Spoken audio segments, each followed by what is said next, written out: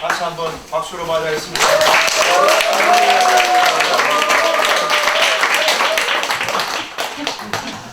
평소에 강의할 때도 이렇게 맞이해 주시면 더 힘이 날 것 같습니다.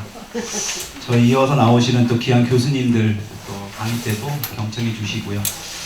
먼저 이렇게 하나님 앞에서 또 이렇게 부족한 종이 또 이렇게 학회를 통해서 그동안에 또 사역하고 또 나름 공부했던 부분들을 여러분들 앞에서 또 발표할 수 있게 해주신 것을 너무 감사하고요. 우리 원장님, 부원장님, 또 우리 학장님이야 여러 교수님들에게 감사를 표합니다. 최근에 보게 되면 이 전인치유의 내담자분들이 이 중독의 영향에 많은 부분들을 힘들어하는 부분들이 많이 있는 것을 봅니다. 그럴 때마다 사역자로서 어떻게 그분들에게 좀 도움을 줄까, 그분들을 어떻게 좀 회복을 시킬 수 있을까 하는 그러한 부분들을 늘 기도하고 고민하는 가운데 있었습니다. 그런 가운데 특별히 수년 전부터, 몇 해 전부터 양촌에서 또 5박 6일 동안 또 햇살마을 치유 중독학교라는 그런 또 프로그램을 통해서 또 중독에 힘들어하는 우리 청소년들, 또 우리 청년들을 또 섬길 수 있는 기회가 있었고요. 또 그 이후에도 또 다른 사역지에서 또 그러한 중독에 힘들어하는 친구들을 또 만나서 치유할 수 있는 그런 기회가 있었습니다. 근데 중요한 것은 아무리 중독이라 할지라도 우리 하나님께서 만지시면 치유하지 못할, 치유가 안 되는 사람은 그 누구도 없다라는 것입니다. 아멘. 반드시 치유가 된다는 것입니다. 아멘. 오늘 그 부분들을 여러분들과 좀 나눠보려고 하는데요. 대표적으로 미디어 중독, 인터넷 중독, 그와 또 알코올 중독, 이 두 부분을 좀 살펴보려고 합니다. 시간이 그렇게 많지 않기 때문에 되도록 좀 요약해서 여러분들과 같이 나눌 건데요. 혹시라도 여러분들이 이 부분에 대해서 더 나누고 싶고 또 이 부분에 대해서 더 좀 이 부분을 의견을 나누고 싶으신 분들은 또 제가 다음 주에 또 치유 사역이 있고요. 또 그 다음 주에 또 여기서 강의가 있습니다. 오셔서 또 개인적으로 또 나누시고 또 서로 또 연구할 수 있는 그런 기회가 되었으면 좋겠습니다. 먼저 여러분들 유인물 보신 책자의 10페이지를 좀 보시면 좋을 것 같습니다. 제가 이제 이 논문을 발표하기 위해서요, 이 국립도서관을 좀 방문을 했습니다. 왜냐하면 기존 도서관에는 이 중독에 관련된 자료들이 많지가 않습니다. 그러니까 일반 서적들도 구체적인 어떤 전문성을 띈 서적들이 별로 없었습니다. 그래서 이 국립도서관에 또 이참에 좀 가서 또 여러 논문을 또 쓰신 분들, 또 그 부분 책을 좀 살펴보면서 이 부분을 좀 여러분들과 같이 나누고자 합니다. 보통 학회에 보게 되면 굉장히 어려운 단어들을 많이 쓰는데요. 저는 되도록이면 좀 알기 쉽고 여러분들 이해될 수 있는 말로 용어를 또 바꾸었고 또 제가 또 첨부한 부분들이 있습니다. 자, 10페이지를 한번 보겠습니다. 현재 우리나라에는 알코올 중독자 220만 명, 인터넷 중독자는 233만 명, 청소년 20만 명입니다. 도박 중독자 220만 명, 마약 중독자 10만 명으로 국민 8명 중 1명이 이 4대 중독에 빠져있는 셈이다. 최근에는 게임 중독이나 미디어 중독과 같은 새로운 중독 형상까지 나타나며 사회에 심각한 문제를 불러일으키고 있다. 스마트한 기기들이 오히려 우리의 삶을 스마트하지 못하게 하고 있다는 것입니다. 이게 굉장히 넌센스예요. 오늘도 여러분들이 아마 여러분들 앞에, 주머니에, 또 가방에 아마 스마트폰이 다 있을 겁니다. 아마 이 스마트폰이 없다면 여러분들의 삶이 거의 쉽지 않을 겁니다. 뭐 우선 은행 볼 일도 요새는 다 인터넷, 스마트폰으로 다 하지 않습니까? 심지어는 카드 결제도 이 스마트폰 안에다가 카드에 입력을 해놓고 스마트폰만 되면 그냥 결제가 되는 그러한 세상 가운데 살아가고 있습니다. 또 요새는 어떻습니까? 옷도 웨어러블이라고 해가지고요. 그죠? 옷 안에도 첨단 기기가 심어져 있습니다. 그래서 심장 박동이라든지 그 사람의 건강 상태라든지 모든 것들을 한눈에 다 볼 수 있는 그러한 시대에 살아가고 있습니다. 근데 이러한 시대에 살아가고 있는데 우리는 정작 스마트하냐라는 거예요. 스마트하지 못하게 살아가는 것이 우리의 현실입니다. 그래서 이 세계보건기구, 이 WHO가요, 올해 5월 26일에 이 게임 중독을 질병으로 분류했습니다. 굉장히 사회적으로 파장을 일으켰죠. 코드번호 ICD-11번입니다. 여러분 이게 무슨 말이냐? 이 WHO에서 과연 게임 중독으로 질병으로 분류하는 게 과연 무슨 말이냐? 여러분 일반적으로 병원에 가면 우리가 감기, 독감 이런 진단을 받잖아요. 병명을. 그렇죠? 똑같습니다. 게임 디소더, 게임 질병이라는 것을 전문의로부터 판정받게 됩니다. 그러면 이게 장단점이 있습니다. 음지에서 힘들고 좀 뭐랄까요, 외부적으로 좀 공개하지 못한 게임 중독으로 힘들어하는 분들은 오히려 이런 부분들이 좋을 수 있습니다. 사회적으로 많이 알려지게 되고 경각심을 심어주기 때문에 우리가 감기 걸려서 병원에 가는 것이 쉽듯이 이 게임 중독에 걸려있는 그러한 자녀들이나 부모님들이 병원에 가서 손쉽게 치료를 받을 수 있습니다. 근데 문제는 단점도 있다는 겁니다. 무슨 단점이냐면 게임 질병이라고 말하지 못할 정도로의 아주 약한 게임을 하고 있는 아이들도 게임 질병으로 분류받을 수 있다는 거예요. 그러면 이것이 정신병에 분류가 됩니다. 그러니까 어떻게 보면 기록에 남게 돼요. 그래서 그런 단점이 있습니다. 그래서 정신질환의 진단을 받으면 어떡할까요? 여러분들 우리 정신병 걸린 걸로 이 정신과의 병명 받는 거 별로 안 좋아하잖아요. 병원 가는 거 별로 안 좋잖아요. 그렇죠? 이런 부분들이 좀 단점으로 될 수 있다는 거예요. 그래서 이 건국대 정의준 교수님이라는 분이 이 게이머 2,000명을 놓고요. 게임 가몰입한 이 아이들을 1년 후, 2년 후, 3년 후, 5년까지 후를 살펴봤습니다. 과연 게임에 몰입, 이 중독이라고 할 수 있는 아이들이 과연 1년, 5년까지의 삶이 어떻게 됐는가, 그것을 계속 추적했거든요. 근데 이분이 이 청소년 중독률에 높여있는, 그러니까 청소년들이 중독에 걸릴 수밖에 없는 특이한 사항을 발견했습니다. 우리나라와 가장 가까이 있는 나라가 어디입니까? 일본 말고요. 일본은 바다를 건너야 되니까 중국입니다. 그렇죠? 중국이라는 나라와 한국이라는 나라가 청소년 중독률이 똑같이 굉장히 높습니다. 자, 근데 왜 높을까요? 왜 중국과 우리나라 청소년 중독률이 높을까요? 중국과 우리나라가 비슷한 입시 문화가 있습니다. 그러니까 중국도 굉장히 그런 이 학력에 대한, 이 학업에 대한 열풍이 굉장합니다. 중국 어머니들도요, 강남 어머니들 만만치 않아요. 엄청나게 자녀들에게 공부에 대한 그 열정이 엄청납니다. 그러니까 중국과 한국이 입시 문화가 치열한 나라라는 겁니다.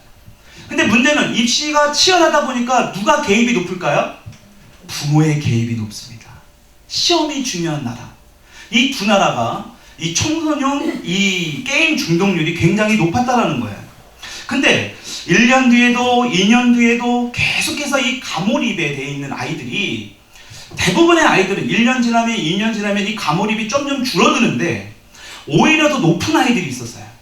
가몰입으로 더 게임에 열중했던 아이들이 있죠. 이 아이들의 특징이 과연 무엇인가 봤더니 자기 통제력이 부족한 아이들이었습니다. 한마디로 자기 주도학습이 부족한 아이들이에요. 자기를 절제하지 못하는 아이들. 이 아이들이 결과적으로는 어떤 아이들이냐? 자기를 주도하지 못하니까 어떻습니까? 스트레스가 높을 수밖에 없는 거예요. 학업에 대한 스트레스, 미래에 대한 스트레스, 직업에 대한 스트레스. 이로 인해서 더 중독률이 높아졌다는 것입니다. 거기다가 하나 더 높은 이유가 하나 있는데, 1년 지나고 최소한 5년 지나면 이 가몰입이 점점 줄어드는데 이 아이들은 계속 더 높아지는 거예요. 그 중에 하나의 결정적인 영향이 누구냐? 바로 부모의 영향이었습니다. 적절하게 부모님이 감독해야 되는데 완전히 방치를 하던가 아니면 완전히 개입을 하던가, 이런 아이들이 게임에 점점 더 몰입이 되었다. 이 정의준 건국대 교수가 이런 것을 발표했습니다. 여러분, 이렇게 이 게임 중독은, 특히 미디어 중독, 여러분 솔직히 말씀드리면 지금 여러분들 또한 인터넷으로 또 핸드폰으로, 스마트폰으로 유튜브 많이 보잖아요. 그렇죠? 여러분, 그것 또한 이 게임을 질병으로 분류시켜버리면 그것도 질병으로 분류해야 돼요. 그럼 여러분들도 전문의에게 다 점검 받아봐야 됩니다. 검진 받아야 됩니다. 근데 그렇진 않잖아요. 게임을 질병으로 해서 그 아이들을 도와줘야 되는 것은 맞지만 오히려 이것이 그 아이들을 낙인의 길로 갈 수 있게 된다는 단점도 있다는 것입니다. 그래서 그 부분을 오늘 좀 살펴보려고 하고요. 또 하나, 알코올 중독에 대한 부분입니다. 여러분, 요새 TV를 보거나 어떤 이런 편의점을 가게 되면 심심치 않게 굉장히 많이 목격하는 부분들이 바로 이 술 광고입니다. 여러분, 요새는 담배를 보셨습니까? 담배? 여러분들은 담배를 안 피시니까 모르시잖아요. 그렇죠? 담배곽을 보면 어떻게 표시되어 있죠? 광고에 예, 암의 그 경각심을 불러일으킬 만한 끔찍한 사진들을 다 이렇게 인쇄해놨습니다. 그래서 막 이 뭐 후두암에 걸린 분들이 목구멍에 그냥 뻥 뚫려놓고요. 간 뭐 이런 뭐 폐 뭐 이런 썩은 그림 이런 것들을 막 올려놨습니다. 근데 보십시오. 알코올 중독의 폐해가 얼마나 심각한지를 술을 판매하는 데는 전혀 기록되어 있지 않아요. 그냥 작은 문구 하나밖에 없습니다. TV 광고를 보십시오. 요새 이 술 광고의 가장 많은 모델이 누구일까요? 최고로 잘 나가는 탑 모델들. 연예인들이 서로 앞장서서 이 술 광고를 하려고 그래요. 왜? 돈이 되니까요. 자, 그러다 보니까 이 술에 대해서 우리가 너무나 많이 관대해 있습니다. 술 한 잔 마시는 거 별거 아니라고 생각해요. 술이 음식이라고 생각하는 경우가 많습니다. 또 하나 우리가 착각하는 게 뭐냐? 매일 마시지 않으면 괜찮다고 생각하는 사람들이 많습니다. 어쩌다가 한번 마시는 건 괜찮아. 여러분, 이 전문의들 말에 의하면요, 폭음이 더 위험하다는 거예요. 폭음이 알코올 중독을 더 불러일으키는 원인이 된다는 거예요.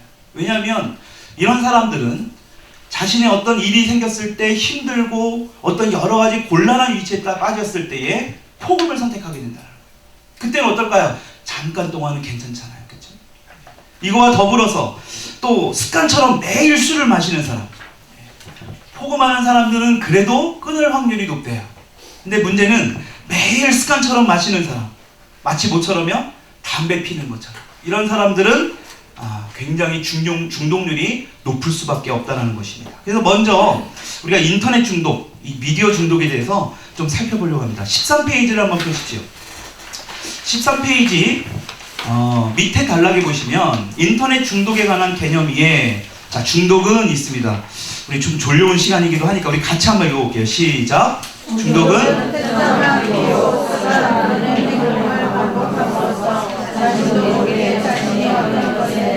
네, 이게 바로 중독입니다. 자신의 어떤 기호, 습관, 잘못된 행동을 반복하는 행위입니다. 그래서 이 중독에 빠졌다라고 하면 흔히 이 세 가지를 봅니다. 남용, 금단, 내성. 그럼 남용이 뭘까요? 남용? 예, 지나치게 한도를 넘어서 사용하는 것을 남용이라고 합니다. 금단은 강제로 그것을 하지 못하게 했을 때 어떻게 합니까? 견디기 어려워하는 현상. 그래서 내성은 뭘까요? 점점 더 강하고 자극적인 것을 찾아가는 그러한 요구. 여러분, 이곳에서 5박 6일 동안 예전에 중독에 걸린 친구들을 상담하고 섬겼는데요. 이 친구들이요, 울산에서 온 형제가 하나 있었습니다. 이 형제가 5박 6일이라는 사실을 부모님이 그러니까 속이고 온 거예요. 그러다 보니까 막상 와봤더니 이곳에서 5박 6일 동안 이제 이 프로그램이 있다는 걸 하니까 이 형제가 열받아서 도망가 버린 겁니다.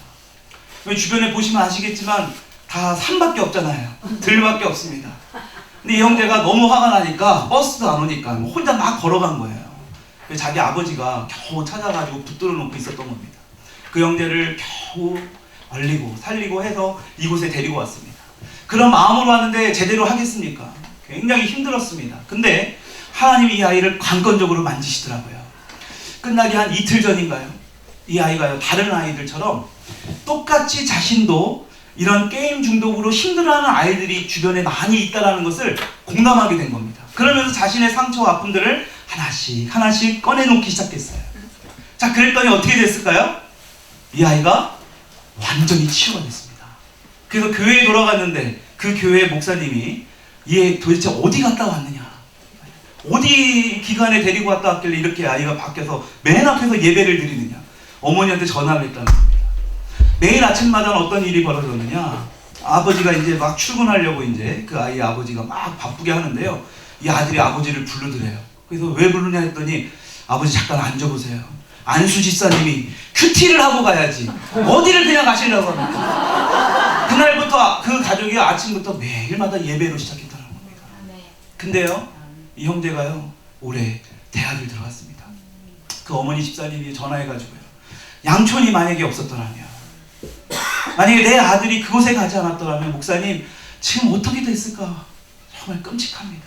근데 더 기쁜 건 뭐냐면요, 이 형제가요 자발적으로 해병대를 입대했습니다. 그래서 이번 그 추석 때요, 카톡이 왔었습니다. 목사님 너무 힘들어요. 해병대가 이런지 몰랐었습니다. 네, 저한테 카톡, 요새는 군대에서 이렇게 간단한 카톡 같은 걸 할 수 있나 봐요. 이러한 삶의 완전한 변화가 일어날 수 있었다는 것입니다. 그런데 문제는 쉽지 않습니다. 결코 그냥 쉽게 이루어지는 일은 결코 아닙니다. 근데 문제는 반드시 치유는 될 수 있다는 것입니다. 근데 중요한 것은 제가 이 부분을 좀 살펴보면서 자꾸 이 인터넷이나 이 미디어나 자꾸 어떤 법적인 부분으로 좀 해결하려는 모습들이 너무나 많아요. 나라에서도 그렇고요. 또 부모님들도 그렇고요. 강권적으로 뭔가를 해보려고 하는 모습들이 있습니다. 물론 그 마음은 충분히 이해합니다. 근데 문제는 하나님께서 우리에게 뭐를 주셨습니까? 자유의지를 주셨습니다. 진짜 치유해야 되는 건 뭐냐? 자기 통제력이 필요하다는 것입니다. 제가 이곳에서 치유를 해봐도 다시 예전에 돌아가서 이전의 모습으로 돌아가는 경우가 너무 많았어요. 정말 그러면서 제가 생각했던 것은 뭐냐? 무조건 사용을 금지하는 것만이 능사는 아니다. 어떤 분은 그것을 주장해요. 스마트폰을 뺏고 투지폰을 쓰게 하고 아예 인터넷을 집에 아예 없게 해라. 여러분들 한번 해보세요. 그렇게 저한테 핸드폰 주시고 일주일만 한번 그렇게 살아보시라고. 본인들도 그렇게 못하면서 자녀들은 그렇게 하라고 합니다. 여러분 지금 보십시오. 와이파이가요 버스만 타도 그냥 무료로 터집니다. 역 공공기관만 가봐도요 무료로 와이파이 다 터져요. 여러분들이 뺐잖아요. 이 아이들은 친구들한테 공기계 또 구매해가지고요 또 몰래 사용해요. 뺏는 게 능사가 아닙니다. 그 무기를 가지고 정말 잘 사용할 수 있게끔 만들어주는 게 저는 더 필요하다는 것입니다. 그래서 제가 이 부분을 좀 여러분들 같이 나눠볼까 합니다. 자, 16페이지입니다. 자, 2번입니다. 한번 영어로 된 부분 한번 읽어볼게요. 시작. 디지털 디톡스를 여러분들에게 좀 알려드리겠습니다. 여러분 디톡스 아시죠? 우리 인체의 독소를 제거한다는 뜻이죠. 이게 미디어 디톡스라는 것입니다. 자, 최근 인터넷 중독 문제를 해결하기 위해 지금까지의 접근 방식과 다른 차원에서 전개되고 있는 움직임이 있는데 바로 디지털 디톡스 운동이다. 예, 여러분 디지털 디톡스 운동은요 이미 이전부터 많이 장려했던 운동입니다. 근데 이 부분을 우리가 조금 너무나 좀 놓쳤던 부분들이 있는 것 같아서 이 부분을 좀 살펴보려고 합니다. 자, 밑에 줄을 보시면 즉 컴퓨터, 게임기, 스마트폰 등의 디지털 미디어나 콘텐츠에 너무 의존하거나 과도한 이용으로 인해 생기는 부작용을 해소하려는 목적을 가진다. 여러분 스마트폰만 없어도 아무 일도 못하는 그러한 불안한 시대에 살고 있습니다. 지나칠 정도로 의존하고 있습니다. 여러분 그것을 우리가 좀 돌아볼 필요가 있다는 것입니다. 그 밑에 보시면 디지털 디톡스 운동은 현대 생활에서 유용한 디지털 네트워크나 기기를 무조건 차단하거나 멀리하라는 뜻이 아니라 잠깐이나마 벗어남으로써 디지털 기술 이용을 통해 결코 얻을 수 없는 경험의 소중함을 강조하려는 취지를 가진다. 여러분 무조건 없앤다고 해서 능사가 아니라는 겁니다. 여러분 2020년도인가요? 한국조폐공사에서 동전도 이제 없애겠다고 합니다. 여러분 만약에 우리 가운데 이런 디지털 이 미디어 기기가 없어버리면요 동전을 없애는데 나는 끝까지 동전을 쓰겠다고 고집 피는 거랑 똑같은 겁니다. 이 사회에 살아가는 이 하루가 다르게 새로운 기기들이 쏟아지고 이런 문명에 살아가는 저와 여러분들은 결코 이것을 끊을 수가 없다는 것입니다. 그런 환경이 지배되어 있습니다. 특히 우리 자녀들은 더 그래요. 자극적이고 뭔가 새롭고 뭔가 그 자녀들의 마음을 울려줄 만한 그런 기기나 문명에 혹할 수밖에 없습니다. 여러분 그것 때문에 우리는 이때에 이 디지털 디톡스에 대해서 좀 살펴볼 필요가 있다는 것입니다. 18페이지를 보시면 그 사례가 있습니다. 18페이지 중간에 보시면 디지털 디톡스의 실천 사례입니다. 자, 디지털 디톡스의 개념이 실제로 어떻게 실천되고 있는지 파악하기 위해 사례를 살펴본다. 자, 먼저 언론이나 방송에 의해 전개된 실천 사례가 있는데 디지털 디톡스를 개인적으로 실천한 예로 로그아웃에 도전한 우리의 겨울, 수잔 모샤트라는 이분이 쓴 책입니다. 실제적으로 우리나라에도 나와 있습니다. 여러분들이 읽어보시면 좋을 것 같은데요. 이 책을 보시면 6개월 동안 이 가정에서 완전히 디지털을 끊어버립니다. 단식을 한 거예요. 자발적으로. 자, 그 이후에 어떤 일이 벌어졌느냐? 가족의 대화가 늘어나기 시작했고 자녀의 학업 성적이 올라가기 시작하고 각자의 관심사와 재능들이 발견되기 시작했다는 것입니다. 이 책의 내용입니다. 6개월 정도만 했는데 말이죠. 6개월 정도만. 여러분, 이러한 놀라운 일들이 일어난다는 것입니다. 자, 두 번째로, 자, 디지털 디톡스를 기업의 마케팅 전략으로 활용한 사례이다. 미국의 일부 호텔들은 휴가철 투숙객이 스마트폰, 노트북 PC, 태블릿 PC를 가져오지 않거나 체크인할 때 보관을 요청하면 객실료를 15% 깎아주는 이색적인 프로그램을 제공하였다. 심지어 디톡스룸이라는 곳을 만들어 방 안에 텔레비전도 없앤 채 추억의 보드게임이나 책들만 비치했다. 여러분, 우리나라에도 보면요, 파주 출판단지에 이거와 유사하게 똑같이 만들어 놓은 데가 있습니다. 그것은 TV가 없어요. 24시간 동안 엄청나게 많은 책들을 빌려보고 볼 수 있는 공간을 만들었어요. 그래서 교보문고에 가보면 그것을 2박 3일 숙식권 같은 걸 막 판매합니다. 여러분, 이런 곳들이 굉장히 많이 생겨나고 있다는 거예요. 제가 예전에 이 아이들을 치유를 할 때요, 일주일을 그렇게 스마트폰과 게임 중독에 관련된 것을 치유하고 나서 일주일을 또 무엇을 했냐면 5박 6일 동안 독서 캠프를 했습니다. 5박 6일 동안 읽을 책들을 갖고 오고요, 마지막 날에는 직접 대형 서점에 가서 책을 골라볼 수 있는 시간을 가졌어요. 첫째 날에는 이 아이들이 굉장히 앉아서 책을 읽는 것 자체가 굉장히 힘들었습니다. 근데 둘째 날, 셋째 날, 넷째 날 될 때까지 이제 천천히 책을 읽기 시작했습니다. 한 부분을 읽고 서로 독서 모임도 하고 각자 다른 의견들을 이야기하기 시작했어요. 여러분, 한번 경험하셨을 겁니다. 책 한 권을 다 읽고 나서 어땠습니까? 뭔가 뿌듯한 마음이 있지 않습니까? 그것 때문에 책을 읽는 겁니다.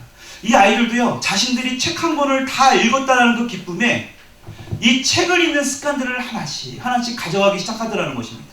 그러니까 대형 서점에 가서도요, 이 아이들이, 딴 때는 책에 관심도 없던 아이들이 책을 열어서 보기 시작했습니다. 저는 이러한 부분들이 특히 이 미디어 중독에 관련된 너무나 심각하게 힘들어있는 아이들에게는 굉장히 중요한 부분입니다. 그래서 여러분, 독서는 부모가 먼저 가져야 됩니다. 우리 목사님들이, 담임 목사님들이 먼저 그 습관을 가질 때 성도님들도 마찬가지로 똑같이 그런 독서 습관이 만들어진다는 것을 저는 확신합니다. 왜냐? 우리 교회에서도 그렇게 하고 있거든요. 매주마다 책을 읽고 독서 모임을 합니다. 근데 그분들 한 분이 이런 얘기를 합니다. 예전에는 뭐 버스 타고 다니고 지하철 타고 다닐 때 맨날 핸드폰으로 게임하고 했는데, 목사님, 이제 책을 읽으니까요, 책을 한 권을 다 읽었다라는 내 자신이 너무나 뿌듯해요. 또 하나는요, 이분이 지하철에서 책을 읽다가 내려야 될 그 역에서 못 내려가지고 건너간 적도 있다는 거예요. 자신이 그러한 책을 이렇게 좋아하는 사람인지 몰랐대요. 책을 읽어보니까 그동안 내가 디지털을 하고 내가 게임을 하고 했던 이 모습들이 하나씩 보여지기 시작하더라는 것입니다. 자, 셋째입니다. 디지털 디톡스를 사회적 운동의 차원에서 실천하고 있는 사례다. 캐나다에서는 매년 4월 셋째 주를 디지털 디톡스 주간으로 정해 단 60초만원이라도 자신을 돌아보며 보다 의미 있는 삶을 추구하며 생활하자는 운동을 펼치고 있다. 미국 비영리 예술인 단체 리부트도 10년 전부터 3월 23일을 디지털 없는 국경일로 정해 24시간 컴퓨터나 스마트폰을 사용하지 않기 운동을 전개하고 있다. 이런 운동들을 우리 교회에서도요, 또 이런 우리 센터에서도 이런 운동을 우리는 활발하게 좀 펼쳐야 된다고 합니다. 자꾸 이런 현수막도 붙이고요, 자꾸 이런 문구도 좀 붙이고요. 여러분들 화장실 안에도, 그렇죠? 선포 기도문과 더불어서 이런 것도 갖다 붙여놓는 겁니다. 그래서 자꾸 이런 부분들을 경각심을 줘야 될 필요가 있다는 것입니다. 자, 그런데 문제는 현재 인터넷 중독 정책의 문제점이 무엇이냐? 자, 밑에서 네 번째 줄입니다.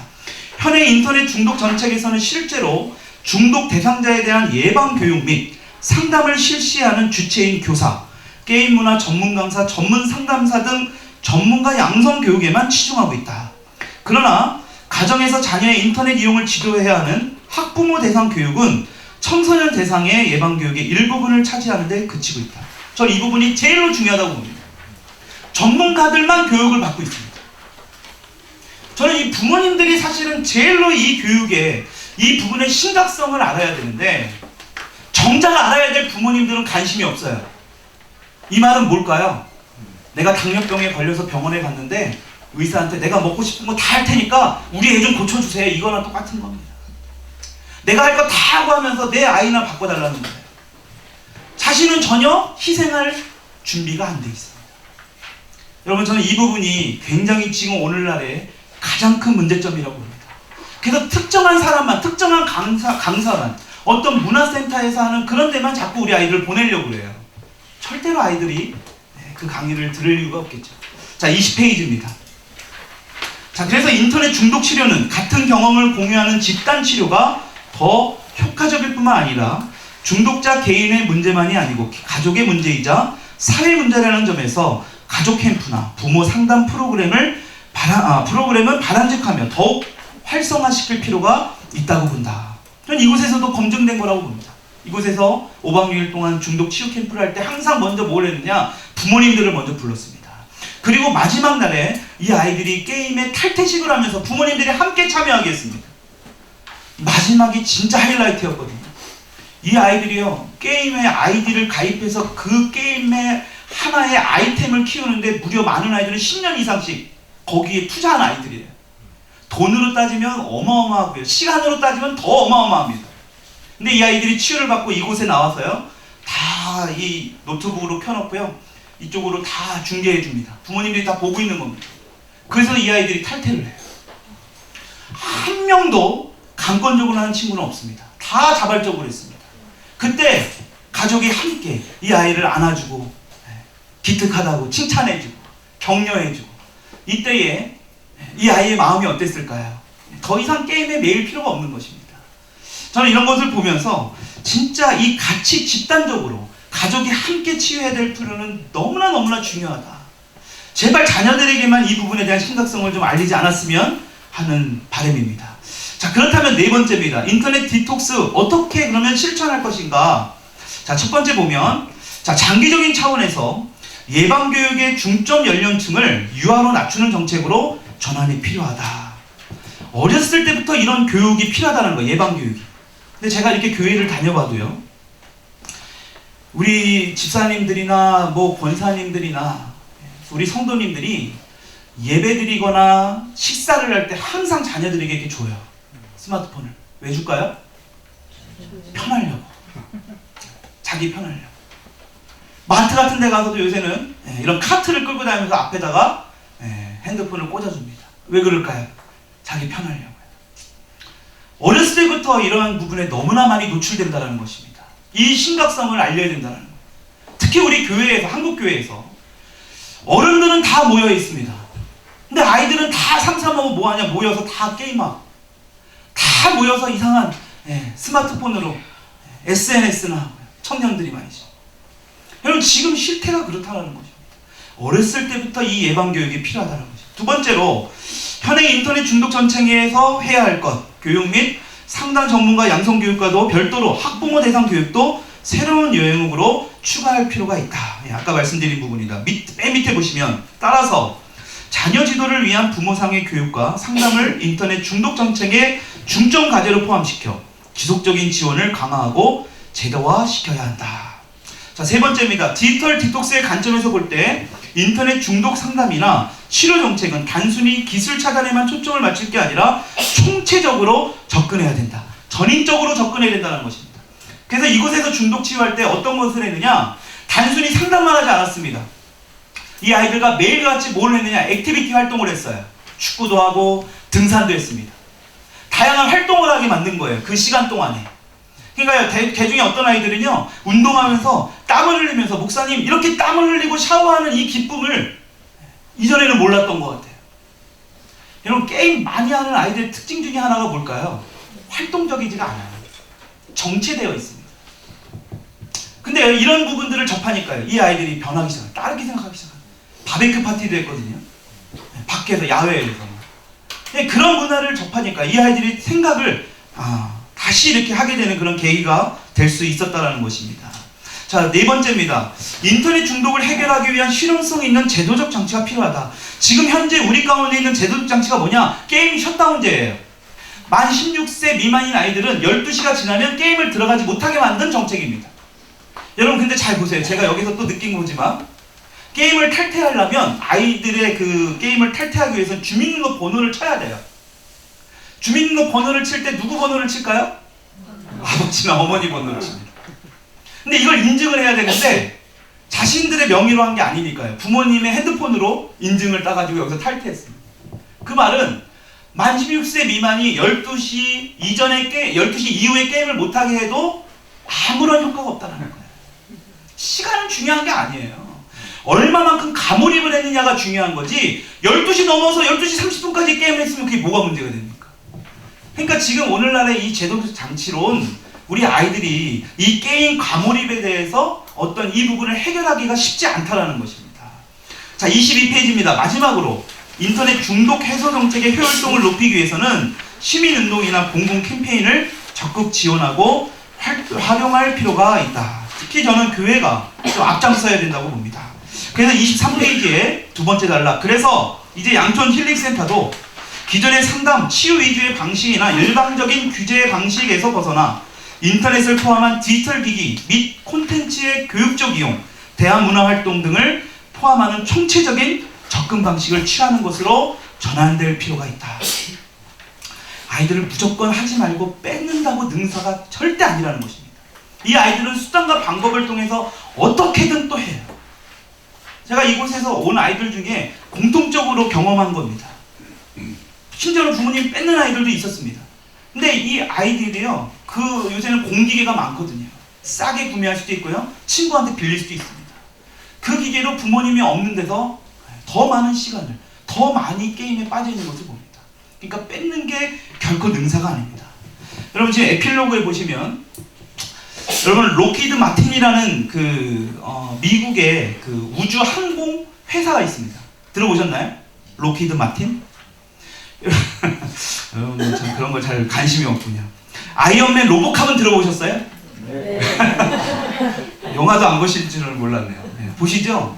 여러분 아이언맨이나 로보캅과 같은 것들을 만들어내고 있습니다. 지금 현재 어떤 것까지 상황이 일어났느냐, 90kg 짐을 지고요, 시속 16km로 뛰어갈 수 있는 장비를 만들었습니다. 사람이 그것을 입으면. 여러분 이것뿐만이 아닙니다. 정말 입을 쫙쫙 벌릴 만한 그러한 첨단 무기와 첨단 어떤 미디어 기기들을 이곳에서 계속해서 생산해내고 있습니다. 여러분 지금 보면 유전자 편집 기술이라는 거 들어보셨나요? 네. 나중에면 지겨워서 죽는 시대가 온대요. 유전자를 편집해서 200살, 300살, 400살까지 살 수 있는 그러한 기술이 지금 막 개발되고 있거든요. 좀 위험하죠. 비윤리적입니다. 여러분 실제적입니다. 안젤리나 졸리는 들어보셨어요? 네. 여러분 안젤리나 졸리가 여배우잖아요. 그 여배우가 두 유방을 다 절제했습니다. 왜? 이 유전자를 미리 검사해봤습니다. 유전자 조직을 봤더니 유방암에 걸릴 수 있는 확률이 굉장히 높은 거예요. 사전에 잘라버렸어요. 여러분 이러한 기술들이 지금 굉장히 많이 드러나고 있다는 것입니다. 그래서 에필로그에 제가 이제 이 부분을 좀 소개를 했는데요. 이런 시대에 살아가고 있는데 이 아이들에게 무조건 그것을 뺏고 자르고 못하게 하는 것이 능사가 아니라는 것입니다. 자, 이번에 이제 알코올 중독을 좀 보겠습니다.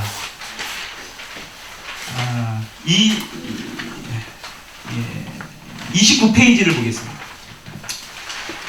29페이지 2016년도 2월 두 번째 단락에 보시면 아랍의 위성방송 알자지라는 방송기관입니다. 만취 한국이라는 25분짜리 다큐멘터리를 통해 우리나라를 세계 최악의 음주 문제를 가진 나라로 소개했다. 일주일 평균 미국인은 3잔, 러시아인이 6잔의 술을 마신다면 한국인은 14잔의 술을 마신다는 것이다. 이것을 이 알자지라는 그 아랍의 위성방송에서 이것을 보도한 것입니다. 실질적으로 우리나라를 보게 되면 이 알코올 중독자가 약 512만 명이래요. 그러니까 경증에 달하는 분들이에요. 경증에. 아까 제가 서두에 말씀드렸지만 과하게 술을 마신다든지 매일마다 꾸준하게 중증까지는 아니지만 경증에 해당되는 알코올 중독자가 512만 명에 해당됩니다. 그리고 이 중증의 중독으로 분류되는 알코올 의존증 환자만 해도 무려 203만 명이나 된다는 것입니다. 그러니까 우리가 지금 알코올 중독에 대해서 잘못된 생각이 있습니다. 매일 마시지만 않으면 괜찮을 거야. 여러분 중독이 아니라는 생각을 하는 경우가 있거든요. 절대 아닙니다. 아주 가끔이라도 내가 어떤 사건을 회피하기 위해서 술을 찾는다면 그게 바로 중독이에요. 그러니까 가끔씩 마시는 술이라 할지라도요, 그 술을 마시는 행위 자체가 중독이 될 수 있다는 것입니다. 자, 30페이지 두 번째 단락입니다. 자, 이렇게 알코올 중독과 사회적인 문제의 연결고리는 중독자의 입원 경로와 그 후 상황을 보더라도 추정이 가능하다. 정신병원에서 알코올 중독으로 치료받는 환자의 입원 경로는 크게 세 가지로 나뉜다. 첫 번째, 자발적 입원. 두 번째, 가족의 신고에 의한 강제 입원. 세 번째, 시도지사나 군수 등의 자치단체장에 의한 강제 입원 등이다. 이 중 문제가 심각하기 이전에 스스로가 자발적으로 진료를 받고 입원 치료를 결심하는 경우는 극히 드물다. 대부분 폭력을 견디다 못한 가족이나 사회적 무질서를 우려한 자치단체장이 강제로 입원시키는 경우가 많고, 자발적 입원이라고 해도 이미 가정을 떠나 노숙자로 전락한 환자가 고통을 견디다 못해 단기간 동안 병원을 찾는 경우가 많기 때문이다. 그래서 따라서 밑에 줄을 보시면요, 알코올 중독은 단순한 건강상의 문제가 아니라 건강한 사회의 기초가 되는 건강한 가족관계를 해체시키는 가족병이라고 불릴 수 있는 것이다. 미디어 중독과 지금 알코올 중독의 공통점이 있습니다. 바로 가족입니다. 모든 중독의 공통점은 가족이에요. 그러니까 이 가족을 하나님께서 우리에게 가장 먼저 주신, 어쩌면 아담과 하와를 통해서 주신 그 이유가 있다는 것입니다. 가족이 해체가 되면 결과적으로는 미디어 중독, 각종 중독, 오늘날 지금 보면 알코올 중독까지 이런 문제를 일으킬 수 있다는 것입니다. 그래서 그 문제의 해법으로, 여러분 혹시 AA 12단계에서 들어보셨나요? 네, 많이 들어보셨을 것입니다. 이 부분을 좀 달려보려고 합니다. 자, 찰스 두이브의 습관의 힘이라는 부분에 보면 이 AA의 창시자라고 할 수 있는 빌 윌슨이라는 분에서 잠깐 언급이 돼요. 혹시 책을 보신 분들은 알 겁니다. 그럼 빌 윌슨이라는 분도 똑같은 알코올 중독자였습니다. 같은 이 밥 스미스라는 이 분도요, 알코올 중독자였어요. 근데 이분은 의사였습니다. 근데 이 두 분이, 빌 윌슨과 밥 스미스가 두 분이 만나서 이 알코올 중독에 대해서 굉장히 괴로웠던 거예요. 알코올 중독자가 가장 괴로울 때가 언제인지 아십니까? 술이 깰 때. 알딸딸했던 하시는 분은 전혀 술을 안 드셔보신 분이라는 것을 강조하기 위해서, 저도 했어요, 이 부분에서. 술이 깰 때에 굉장히 수치적으로 느끼고요, 굉장히 힘들어한답니다. 그래서요, 우울증 환자들이, 아까 전에 우리 저 간사님하고 뒤에서 나눴는데 정신과 병원 의사들이 그런다는 거예요. 우리 저기 간사님 데스크에 앉아 계신 간사님 남편분이 의사인 거 아시죠? 정신과 의사분들이 하시는 말이, 우울증에 걸린 사람들은 알코올을 마시면 더 안 돼요. 왜냐면 이분들은요, 술을 깨게 되면 극심할 정도로 우리가 느끼는 그 이상의 허탈함을 느낍니다. 엄청난 허망을 느껴요. 그래서 우울증에 걸린 분들이 새벽 미명에 자살하는 경우가 많아요. 그래서 이런 분들은 알코올을 완전히 차단해야 됩니다. 여러분, 그 AA 12단계에 대해서 좀 살펴보려고 하는데요, 31페이지에 보시면, 자, 세 번째 단락입니다. 12단계는 술을 끊고자 하는 목적만으로 쓰여져 있을 것이라는 일반적인 상식과 달리 12단계는 단주에 대한 직접적인 조언이나 가르침이 없다. 술 끊는 방법을 소개하는 게 절대 아니라는 겁니다. 어쩌면 기독교인이 상당한 믿음을 가진 사람만 활용할 수 있는 특별한 도구처럼 느낄지도 모른다. 하지만 12단계의 마지막 부분까지 읽다 보면 12단계의 메시지가 명확히 다가올 것이다. 12단계의 주제가 절망이 아니라, 같이 한번 해볼게요. 시작! 기쁨이라는 것도 가장 큰 핵심입니다. 이 AA의 12단계의 가장 큰 주제가 바로 기쁨이에요. 이따 이제 마지막 부분에 나오게 되는데요. 자, 1단계입니다. 우리 같이 한번 읽어볼게요. 시작! 가장 먼저 알코올 중독자들이 해야 될 단계입니다. 뭘까요? 네, 시인하는 거예요. 인정하는 겁니다. 여러분, 우리 치유도 마찬가지죠. 치유를 받을 때 인정하지 않으면 치유 자체가 안 됩니다. 인정이 될 때 치유가 되잖아요. 알코올 중독도 똑같습니다. 32페이지 보면 대부분의 환자들은 자신의 문제를 부정하는데 이 부정을 기꺼이 받아들이는 단계가 바로 1단계다. 그러면서 1단계의 특징 중 하나가 바로 우리라는 단어다. 3년 전부터 서울시에서 시행하고 있는 건강음주 희망 프로젝트가 있다. 이 사업의 특징은 건강한 회복자를 훈련시켜 실무에 투입하고 있다는 점이다. 과거에는 중독자였던 회복자가 정신보건 실무자와 함께 취약계층 지역을 가가호호 방문하면서 문제 음주자들을 직접 만나게 했다. 문제 음주자의 문제를 제대로 공감할 수 있다는 것과 희망을 줄 수 있다는 점이 큰 장점이다. 그래서 문제 음주자들도 그들을 보면 나도 노력하면 술을 끊을 수 있고 이렇게 사회에 보탬이 될 수도 있겠구나 하는 희망을 얻게 된다. 여러분 이게 바로 뭡니까? 상처 입은 치유자가 되는 것입니다. 그래서 이 부분은 실질적으로 굉장히 좋은, 엄청나게 많은 효과를 보고 있더라고요. 자, 알코올 중독에서 벗어나는 길은 외롭다. 아무도 그 길의 어려움을 제대로 이해해주지 못한다. 유혹은 항상 밀려오고 과연 나는 회복이 가능할지에 대해 불안해한다. 하지만 사실 제대로 회복의 길을 가고자 하는 사람은 결코 외롭지 않다. 왜냐하면 나 혼자가 아닌 우리가 이 길을 함께 가고 있기 때문이다. 함께라는 부분이 굉장히 중요한 부분이라는 것입니다. 자, 2단계입니다. 한번 읽어볼게요. 시작. 우리보다 위대하신 하나님이 우리를 본 정신으로 돌아오게 해주실 수 있다는 것을 믿게 되었다. 자, 여기 중요한 포인트 부분이 있습니다. 우리보다 위대하신 하나님. 위대하신 하나님이 우리를 회복시켜 주신다는 겁니다. 여러분 12단계는 기독교적 정신으로 쓰여졌습니다. 근데 요새 보면 불교적으로 해석해서 쓴 텍스트북이 나와요.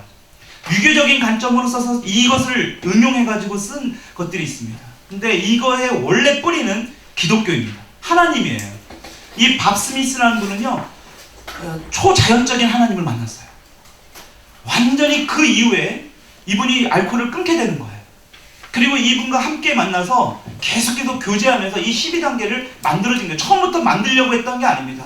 자연스럽게 익명의 사람들이 모이기 시작한 것이 바로 이 AA 12단계입니다. 그래서 지금까지요, 매년 210만 명이 계속 모이고 있대요. 여태까지는요, 1000만 명 이상이 치유가 되고 회복이 됐다는 결과가 있습니다. 그러니까 나름대로 검토가 된 그런 프로그램이라고 할 수 있습니다. 근데 2단계에서 중요한 부분이 바로 뭐냐? 33페이지 세 번째 줄을 보시면 2단계를 시작하며 강조해야 할 부분이 있다. 바로 그냥 위대한 힘이 아니라 우리보다 위대하신 힘이다. 여기서 왜 우리보다라는 단어를 사용했을까? 위대하신 옆에 우리보다를 쓴 이유가 무엇일까? 그 이유는 그동안 누구보다 나 자신이 위대하다고 생각하며 살아왔기 때문이다. 자신을 위대하다고 생각했다라는 것입니다. 알코올 중독자분들의 대부분의 특성 중에 하나가 바로 이겁니다. 자신이 굉장히 강하다고 생각합니다. 자신이 굉장히 위대하다고 생각을 해요. 그러니까 주변 사람들의 말을 잘 들을까요? 안 들을까요? 절대 듣지 않아요. 근데 이제 자신의 인생의 결정권자를 하나님께 드리는 것. 이게 바로 2단계입니다. 자, 3단계입니다. 같이 한번 읽어볼게요. 시작. 이야기하게 된 대로 하나님의 돌보심에 우리의 의지와 생명을 그러면 술을 끊는다는 게 정말 쉬울까요? 어려울까요? 진짜 어렵습니다. 어쩌면 진짜 목숨까지도 바친다는 생각으로 해도 할까 말까예요. 그래서 이들에게 굉장히 중요한 부분이 있습니다. 33페이지. 어차피 실패할 거라는 자포자기의 마음으로 술을 끊겠다고 하면 그 결과는 뻔하다. 그래서 알코올 중독자들에게 술을 끊어야 하는 이유가 될 만한 동기를 찾는 것이 중요하다. 부모가 될 수 있고 자녀, 아내가 될 수 있다. 이것이 바로 치료를 받아야 하는 이유가 된다. 3단계에서 중요한 것이 바로 결정했다라는 것이다. 뭔가 동기부여가 되어야 된다는 것입니다. 자, 35페이지입니다. 4단계 같이 읽어볼게요. 시작. 두려움 없이 우리 자신에 대한 도덕적 검토를 했다. 여러분 이 말은 뭘 의미할까요? 네, 직면입니다. 여러분들도 직면 해보셨잖아요. 그렇죠? 자, 직면하게 되면은 정말 쉬워요? 힘들어요? 네, 어렵습니다. 굉장히 어려워요. 그래서 35장의 이 세 번째 단락에 보시면 하지만 아무리 두렵고 어렵더라도 결국은 맞서야 한다.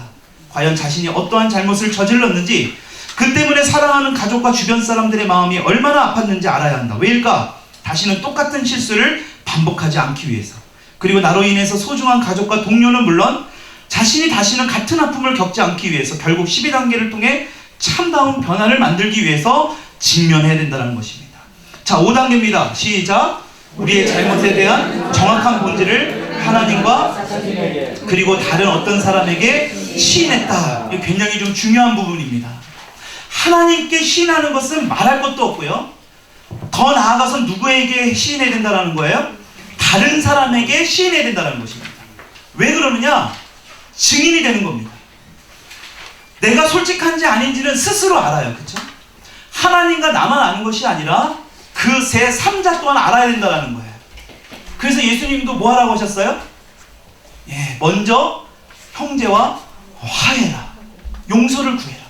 먼저 화목해라. 여러분 이것은 굉장히 중요한 부분입니다. 그래서 하나님께만 고백한 것이 아니라 다른 사람에게도 해야 된다는 것입니다. 자, 37페이지 6단계입니다. 시작. 하나님께서 이러한 모든 성격상 결점을 제거해 주시도록 완전히 3714 스타렉스 3714 스타렉스 차좀 빼주십니다. 차 이동 좀 부탁드리겠습니다. 호수를 밟아서 배추를 못 씻어요. 자, 6단계. 자, 다시 한번 읽어볼게요. 시작. 하나님께서 이러한 모든 성격상 결점을 제거해 주시도록 완전히 준비하셨다. 여러분, 뭐냐? 성격상 결점이 뭐냐라는 거예요. 여기 지금 마지막 단락에 보면 실제 사례가 있습니다.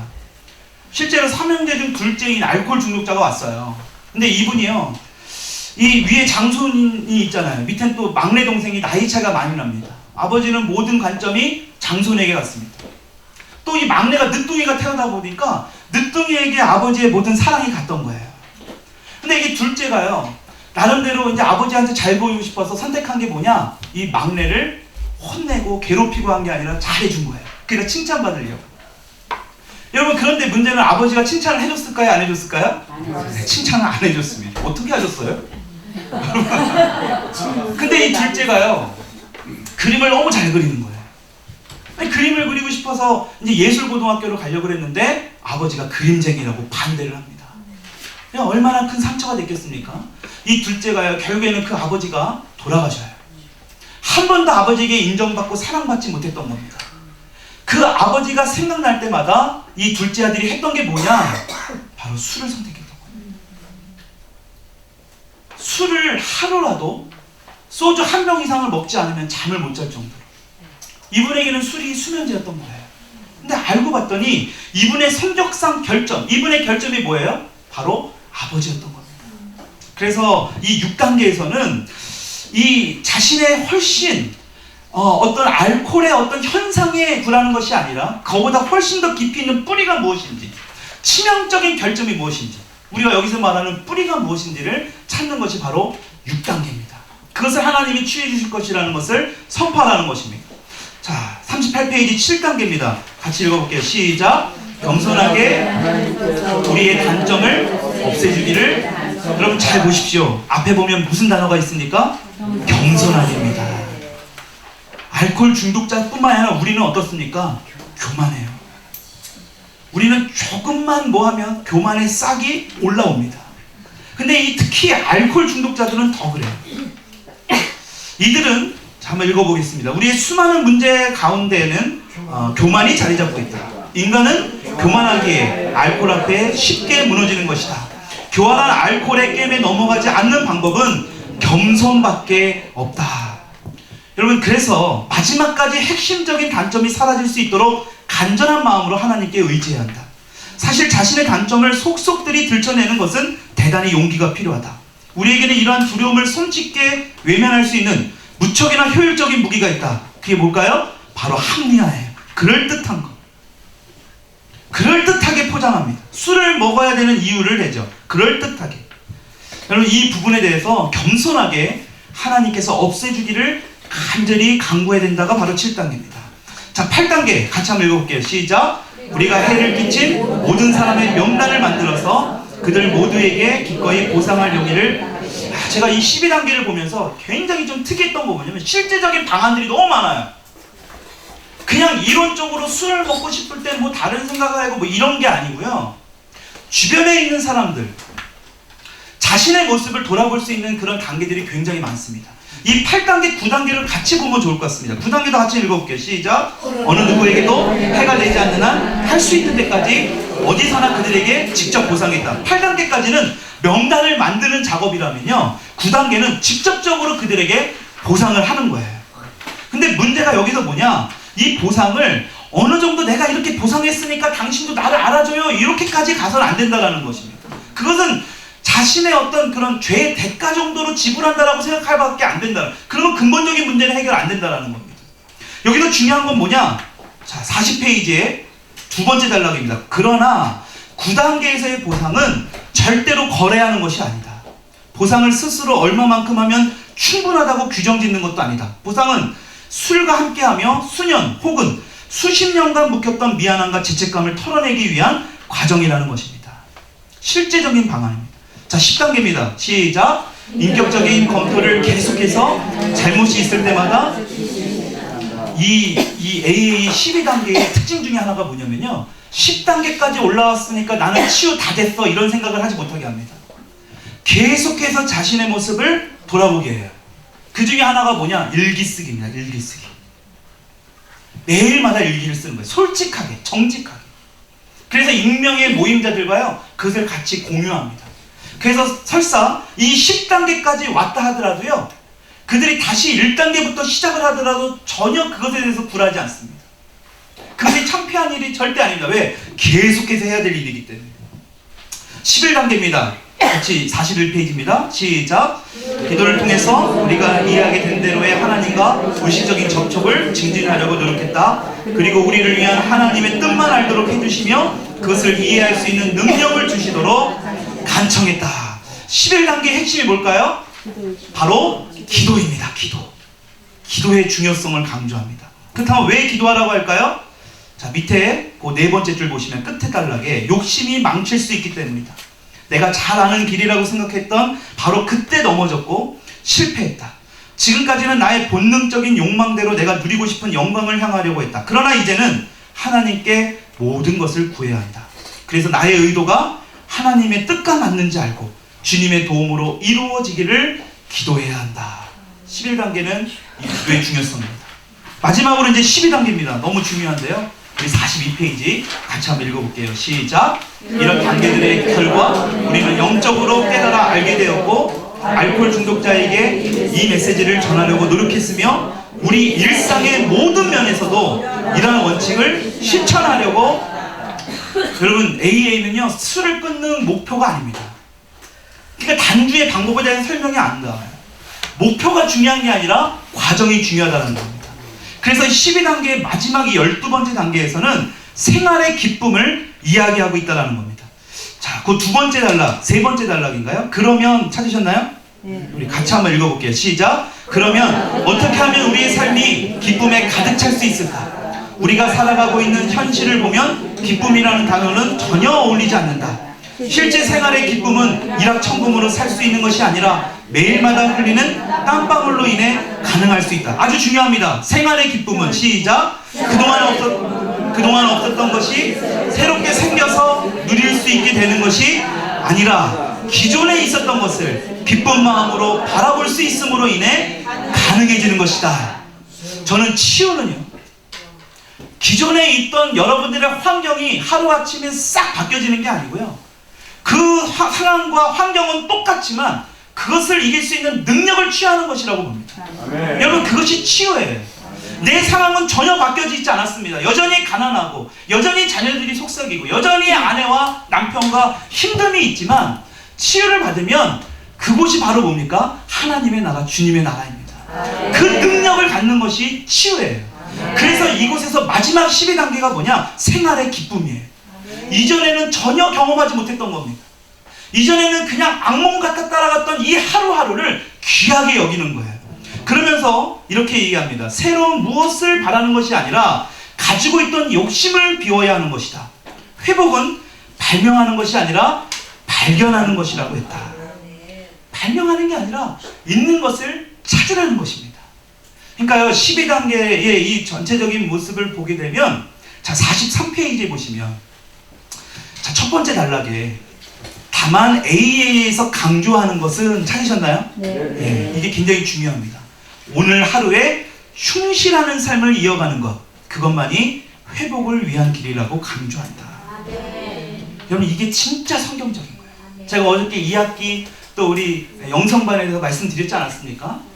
여러분, 아브라함이 175년을 살았습니다. 히브리어 원어를 보게 되면 아브라함이 산 생명의 연들의 날들이라 175년을 하루에 점처럼 매일매일 충실하면서 살았던 거예요. 아브라함은 그렇게 살았던 겁니다. 그냥 내가 과거에 붙들린 삶이 아닙니다. 과거에 영향을 받은 삶이 아니고요, 매일매일 충실한 삶을 산 거예요. 여러분, 이게 바로 히브리적 세계관입니다. 오늘 하루하루에 충실한 삶을 사는 것.